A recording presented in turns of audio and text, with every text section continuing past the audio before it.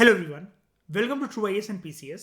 हम लोग डिस्कस कर रहे थे अल बिरूनी के बारे में। अब अल बिरूनी के एक रिटर्न सोर्स को देख लेते हैं जिसमें उसने अपना ट्रैवलॉग लिखा था। तो उसके ट्रैवलॉग को हम लोग एक नाम देते हैं। देते क्या है, उसका नाम ही यही है इतिहास में जो लिखा हुआ है, किताब उल हिंद।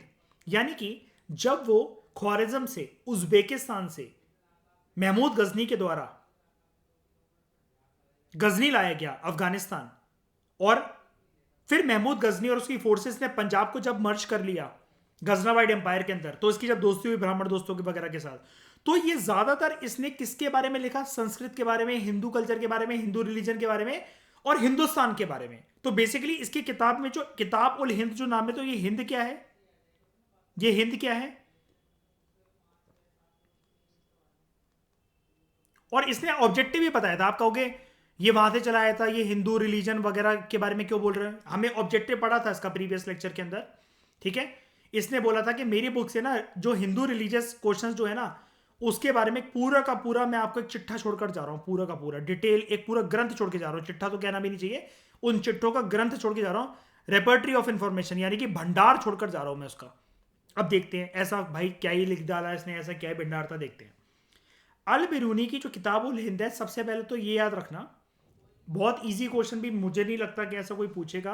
स्टेट भी ऐसे पूछ सकते हैं कि किताब उल हिंद किसकी है, या फिर अल बिरूनी की किताब बुक का क्या नाम है, ट्रैवलॉग का क्या नाम है, वो ठीक है। लेकिन अगर और ज्यादा एडवांस लेवल में क्वेश्चन बनाना हो तो हम क्या कह सकते हैं? It was written in Arabic.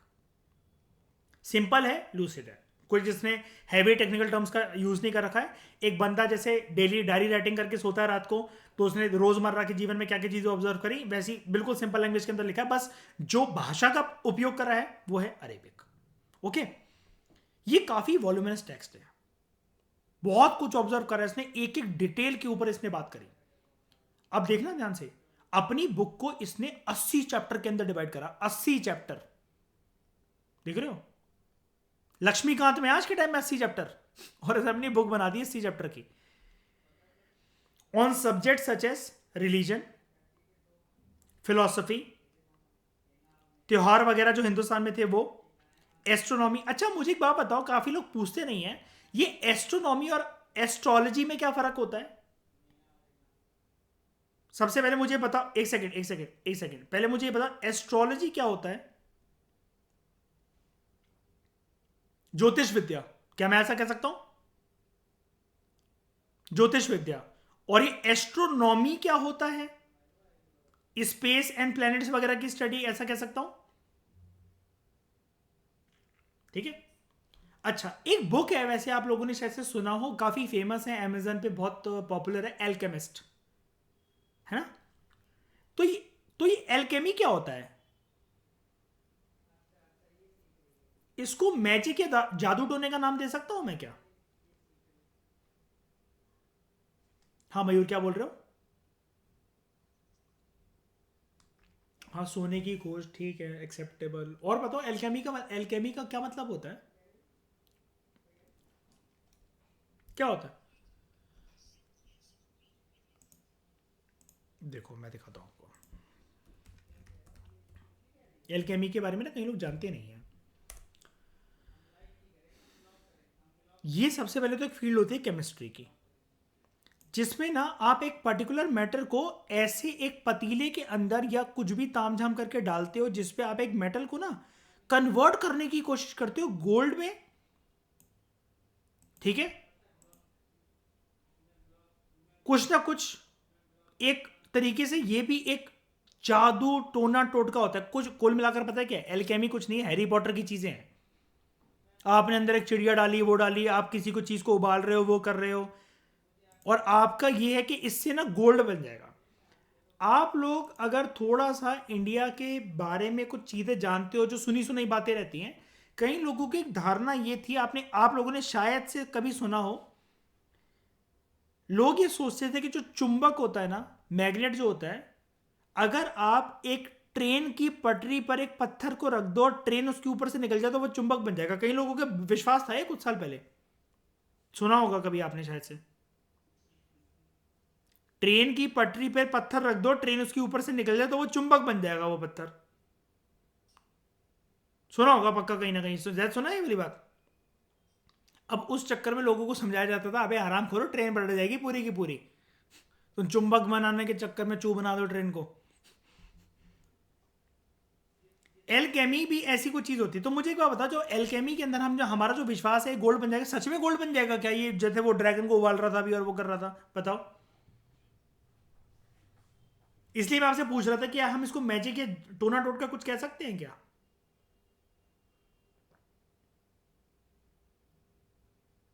जरूरी नहीं है कि हमेशा मैजिक या टोना टोट का हो, कुछ कुछ ऑब्जेक्ट्स को। लेकिन एक आप एक चीज सोच के देखो ना ईशा, यार कोई चीज गोल्ड में कैसे कन्वर्ट हो सकती है? गोल्ड तो नेचुरल फॉर्म में मिलता है ना। लेकिन इसको यूज करके ना बड़े सारे लोगों को ना ठीक करा जाता है, औषधि बना दी जाती है। एल्केमी को डिफाइन करना ना बहुत मुश्किल है, क्योंकि ये प्रॉपर एक तरीके से कोई साइंस नहीं है जिसको हर कोई कर सके प्रैक्टिस। ठीक है। ये देखो, एक क्वेश्चन है गूगल पे, does alchemy means magic? Any magical power or process of transmuting a common substance usually of little value into a substance of greater value, वो चीज है मैजिक, वो चीज है एल्केमी, सॉरी। और ये चीज मैजिकल ही तो है। मैं आपसे कहूँ मैं इस एक एक सिक्का दो मुझे, मैं उसको 2 रुपए के सिक्के थे 10 रुपए बना दूंगा, ये पॉसिबल है क्या? वैसे बताना जरा, ये जादू ही तो करके दिखा रहा हूं, फिर मैं और क्या करके दिखा रहा हूं बताओ। ठीक है। मैनर्स एंड कस्टम्स क्या थे? सोशल लाइफ यहां पर क्या थी? वेट्स एंड मेजर्स क्या थे? आइकनोग्राफी, आइकनोग्राफी क्या होता है? What is iconography? हाँ,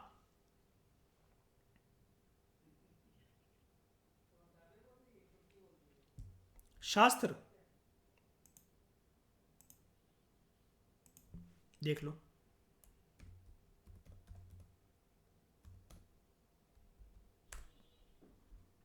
विजुअल इमेजेस और सिंबल्स जो कि एक स्टडी में यूज होते हैं, पोर्ट्रेट्स वगैरह, शास्त्र नहीं है। ठीक है, डोंट वरी, मैं इसलिए ही सिखा रहा हूं ये सब बातें। हम मिस कर जाते हैं इसको नॉर्मल रीडिंग के अंदर। जो जो यहाँ पे लॉज वगैरह थे, अच्छा ये लॉज क्या, जब कोई सरकार ही नहीं थी तो लॉज कैसे?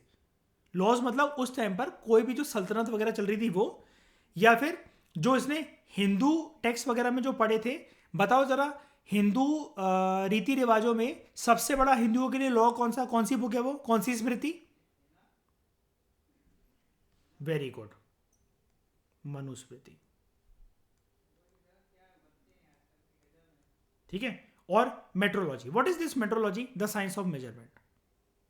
ये सारी बातों को याद रखना, ओके। मुझे एक बात बता दो, आइग्नोग्राफी, मेट्रोलॉजी या एल्केमी में किसी को कोई भी डाउट है? बताओ जरा, डाउट मत रखना अपने मन के अंदर। आगे बढ़ूं मैं? क्लियर है? कोई शंका तो नहीं है? ठीक है।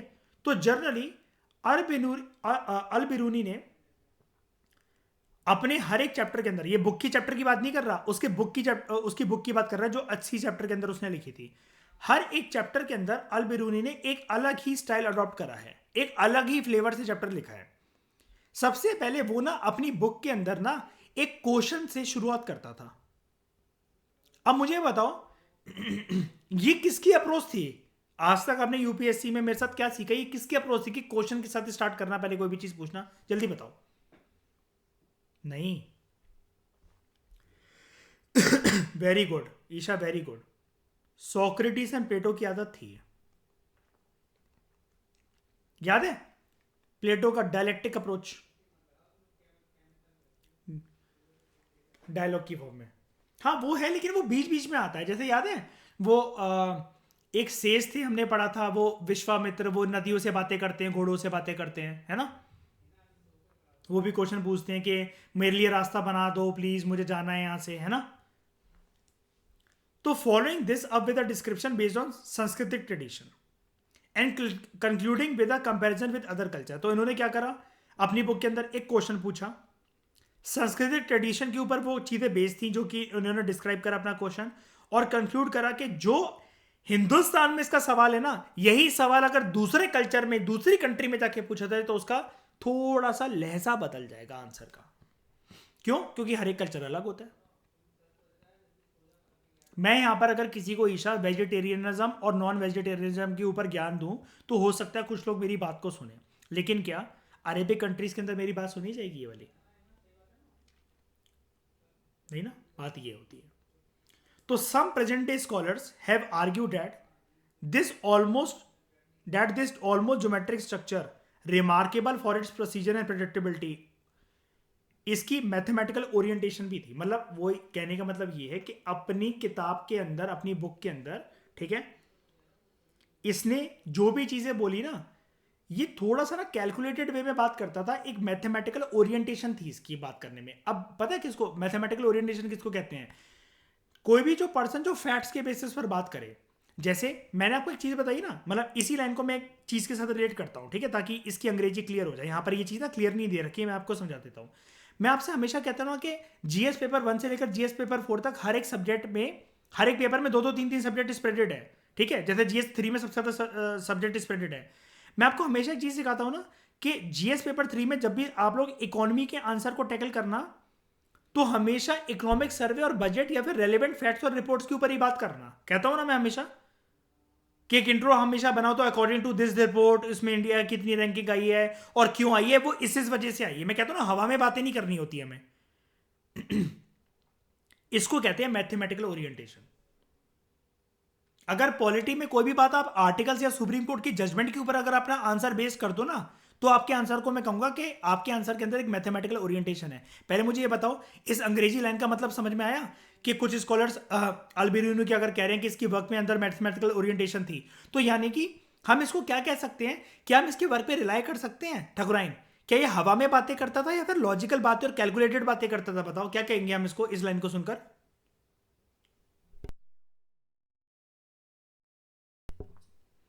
लॉजिकल बातें, बढ़िया बातें करता था। और हर चीज के, इसका मतलब जो उसने बोला कि हवा में बोला या फिर प्रूफ भी थी, जो उसने देखा कि वही बोला? मैथमेटिकल ओरिएंटेशन वाला बंदा प्रूफ देता है। अगर हम जीएस पेपर 3 में आंसर लिखेंगे तो मैथमेटिकल आंसर, अगर मैथमेटिकल ओरिएंटेशन वाला आंसर लिख रहे हैं तो रिपोर्ट को कोट करेंगे ना, तो हम क्या कह रहे हैं एग्जामिनर से इनडायरेक्टली या डायरेक्टली ईशा, कि ये मैं नहीं कह रहा हूं, ये कौन कह रहा है? ये फलानी फलानी रिपोर्ट कह रही है ना? ये चीज है। तो ऐसा आंसर ज्यादा बढ़िया या फिर अपने हिसाब से एक आंसर देना बढ़िया चीज होती है? बताओ, है ना? तो अल बिरूनी जिसने अरेबिक में लिखा, he probably intended his work for the peoples living along the frontiers of the subcontinent. जैसा कि आप लोगों में से किसी ने एक बात की थी कि इसने लोगों के लिए लिखा होगा वर्क। मैंने बोला था ना कि आप सबके आंसर ठीक हैं। एक क्वेश्चन पूछा था ना उसने कि ट्रैवलर्स लिखते किसके लिए थे, तो आपने बोला कि हो सकता है लेगेसी छोड़कर जाए, दूसरों के लिए लिखें। तो हाँ, कुछ कुछ, हाँ सुगंधा आपने बोला था, तो ये वाली बात भी ठीक है। मतलब राइटर हमसे ये कह रहा है कि लोगों के लिए भी लिखा था इसने जो फ्रंटियर्स में रह रहे थे सब कॉन्टिनेंट में। क्यों? अब कीवर्ड क्या है यहां पर, देखो ध्यान से समझना सब लोग, अपनी पैनी नजरों से इस चीज को देखो। फ्रंटियर्स ऑफ द सब कॉन्टिनेंट, यानी कि जो लोग ना हिंदुस्तान की सीमाओं में दूर तक नहीं गए ना, जिसने हिंदुस्तान के कल्चर को गहरी सोच से नहीं समझा है ना, तो उनके लिए मेरा टेक्स्ट हेल्प कर देगा कि देखो, आप लोग हो सकता है हिंदुस्तान को, हिंदुस्तान के बारे में, उसके रीति रिवाज, festival, customs, medicine, science, astronomy, astrology, ये सब कुछ आप अलग पर्सपेक्टिव से लेकर चल रहे हो। एक बारी मेरे हिसाब से पढ़ो। मैंने साइंटिफिक वे में सारी चीज़ें बता रखी हैं, मैंने हवा में बातें नहीं कर रखी हैं। हो सकता है आप चीज़ों को फॉर ग्रांटेड ले जाते हो। एक बारी इसके ऊपर सोच कर देखो, क्या पता आपकी ज़िंदगी के पहलू बदल जाएं। ये इसका मकसद था टेक्स्ट लिखने का, ठीक है। अब आप लोगों को पता है कि he was familiar with the translation and adaptation from Sanskrit, Pali and Prakrit text into Arabic. अब देखो, प्रीवियस लेक्चर में हमने सिर्फ यही बात करी थी कि इसने जो दोस्त बनाए थे पंजाब के अंदर, वो कौन थे? ब्राह्मण दोस्त थे, जो कि इसने उनसे कौन सी भाषा सीखी? संस्कृत। तो आप ये भी ऐड कर देना उसमें कि not only Sanskrit but Pali and Prakrit text को भी इसने अरेबिक के अंदर जो था ट्रांसलेट करा और करवाया। तो क्या हम ये कह सकते हैं कि he was familiar with Sanskrit, Pali and Prakrit also? बताओ, कह सकते हैं ना? अब देखो मैं बताना क्या चाह रहा हूं, ये वाले जो कीवर्ड्स थे ना, ये वाले Syriac, Arabic, Persian, Hebrew, Sanskrit, क्या मैं कह दूं ये कंप्लीट है कि इनकम्प्लीट है? बताओ क्या कहूं इसको? क्या दो चीजें ऐड करूं मैं यहां पर?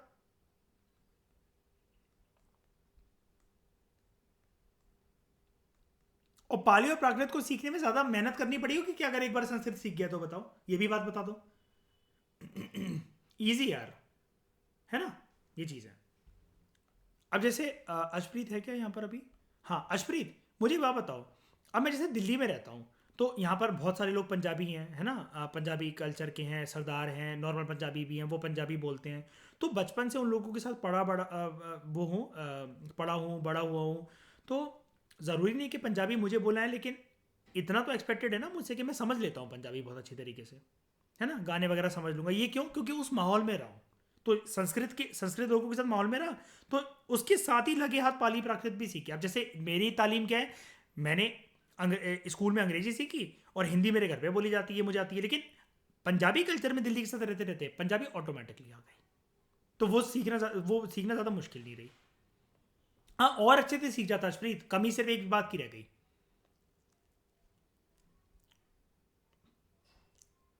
किस बात की अशप्रीत? हाँ, सावधानी नहीं बने अशप्रीत, देखो बिल्कुल हार्ट टू हार्ट कनेक्ट करती है आजकल अशप्रीत। अच्छा, तो he was familiar with the translations and adaptations of Sanskrit, Pali and Prakrit into Arabic. अभी जो वर्क्स थे ना, इसने नॉर्मल वर्क्स को भी ट्रांसलेट करा। आप देखो, फेबल्स, व्हाट इज फेबल, क्या होता है फेबल? जो कि कैसे, मतलब किसको सुनाई जाती है? हाँ, कब सुनाई जाती है? अरे मतलब वही रात सोने से पहले जनरली, है ना। और अशप्रीत जैसी लड़की सोई ना तो क्या बोलती है मम्मी? सो जा, बाबा आ जाएगा। वो अशप्रीत बचपन से देख रही है, बालकनी में जाते हुए रात को, बाबा कौन है, ठीक है। To work on the astronomy and medicine, ये सारे, मतलब आप ये समझ रहे हो ये वाली लाइन का मतलब क्या गया आपके आंखों की नजरों से, सामने से? छोटे से छोटे नॉर्मल लोकल कहानियों से लेकर इसने स्टैंडर्ड वर्क के ट्रांसलेशन पर काम करा है। आई रिपीट, फेबल्स क्या ईशा, कोई बहुत ज्यादा ऐसा वर्क होता है कि हम उस पर ध्यान दें, मतलब वो दें? इसको ट्रांसलेट करने से कोई इसके सितारे लग गए कंधे पे? नहीं ना। लेकिन छोटी से छोटी चीज से लेकर बड़ी से बड़ी टेक्निकल चीज पे इसने कमांड बनाई अपनी।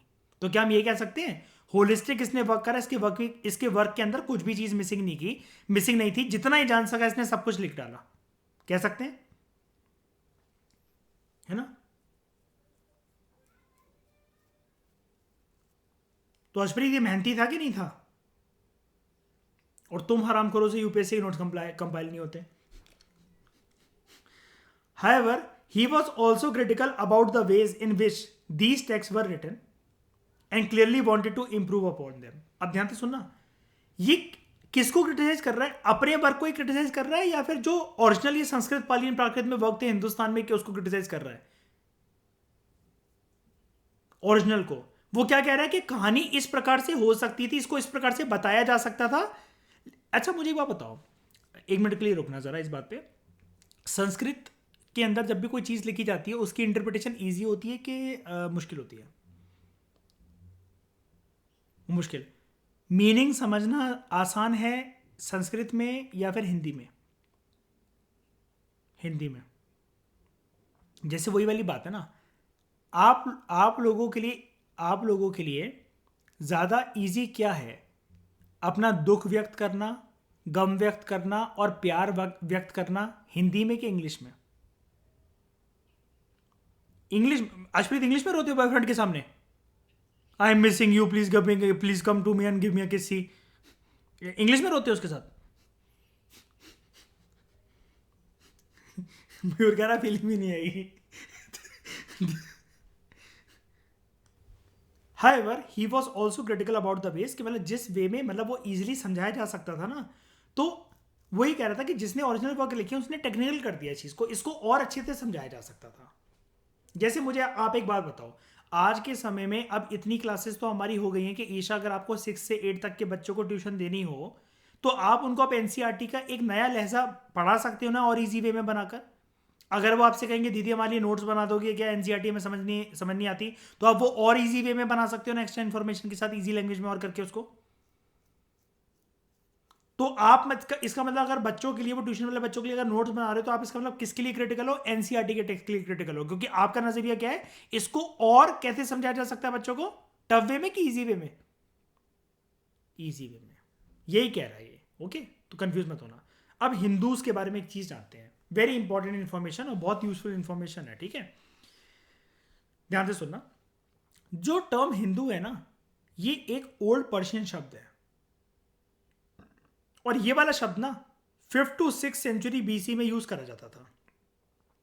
शुरू शुरू में ये शब्द का जो ओरिजिन था, ये ना जो इंडस रिवर है ना, इंडस को पहली बात है अन्य भाषाओं में स्पेशली हिंदी में सिंधु बोला जाता है। आज भी जब आप हिंदी का पेपर लिखते हो, आप कभी भी इंडस नहीं लिखते, आप कभी भी ऐसे करके ना इंडस नहीं लिखते, आप हमेशा इसको सिंधु लिखते हो। सिंधु घाटी सभ्यता है कि नहीं, बताओ आप लोग जितने हिंदी लोग हिंदी जानते होगे आप में से। तो it refers to the region east of the river Indus, मतलब इंडस नदी का जो किनारा था उसका जो ईस्टर्न साइड थी ना पूरा का पूरा, इंडस नदी मान लो कि देखो ना, यहां से देखना,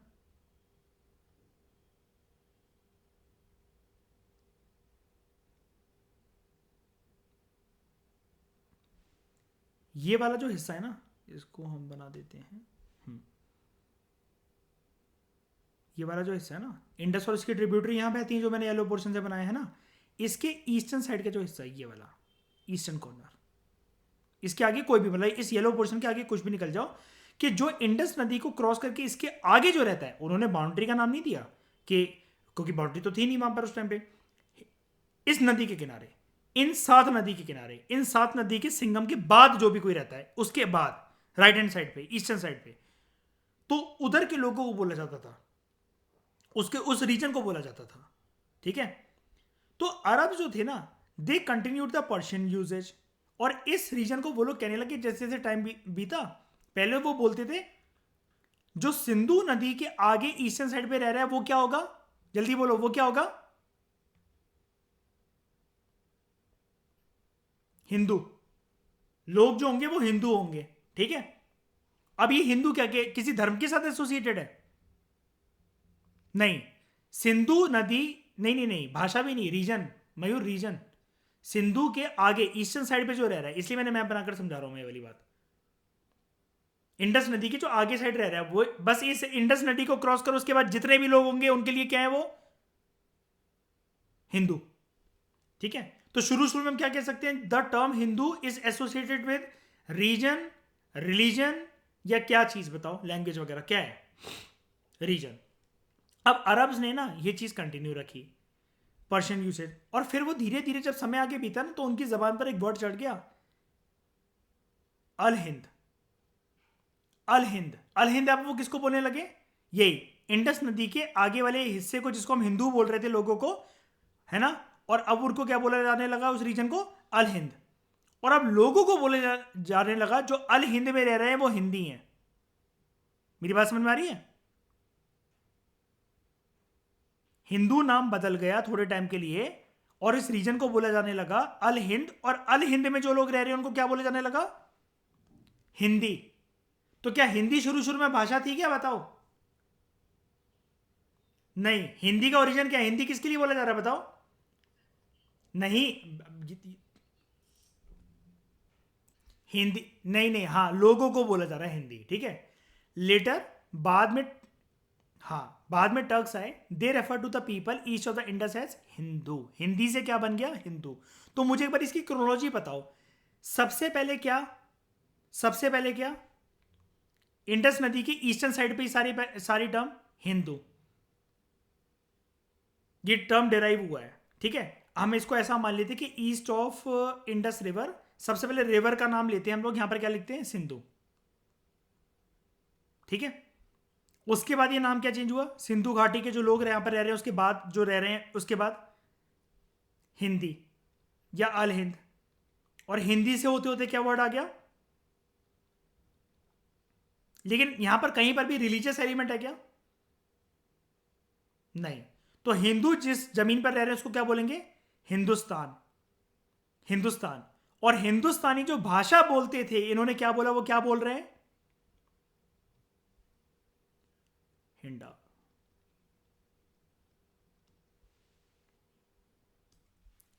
None of these expression indicate the religious identity of the people.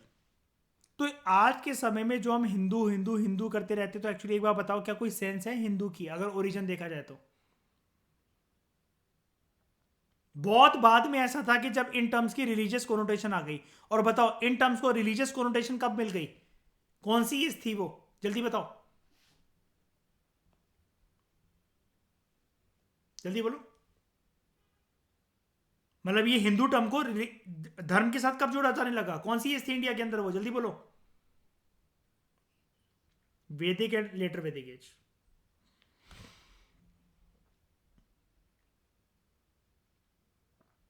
ये हो गया। अल बिरूनी 12th सेंचुरी में था। और वो, हाँ, उस टाइम पे जो लैंग्वेज यूज होती थी, क्या वो उसको जानता था? जी हाँ, जानता था। ये एक 13th सेंचुरी का अरेबिक मैन्यूस्क्रिप्ट है। ये शो कर रहा है एक एथनियन स्टेट्समैन को दिखा रहा है। एथनियन मतलब कौन सी कंट्री से होगा? और एथेंस कहां पर है? कौन सी कंट्री? और यहां पर एक पोएट है, सोलोन। क्या नाम है इसका?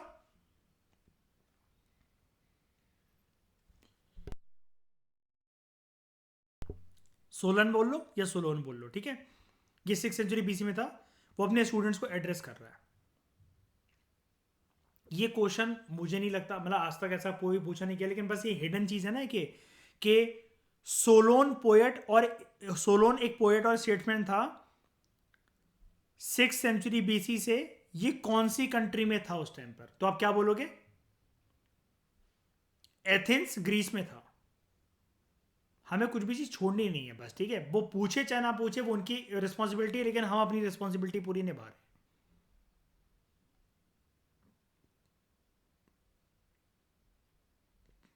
रशफीत ये पूछ रहा है ये कपड़े ग्रीक है कि अरेबिक हैं, तो आप इसको क्या जवाब दोगे जो अपने बाप से पूछ करा,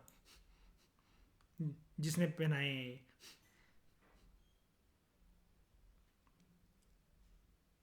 डन, ठीक है। हमने एक पहला ट्रैवलर इस चैप्टर के अंदर कंप्लीट कर लिया दोस्तों, अल बिरूनी। अब नेक्स्ट हम देखेंगे ठाकुराइन का फेवरेट, इब्न बतूता, ठीक है। तो इस डिस्कशन में फिलहाल इतना ही। Thank you very much for discussion.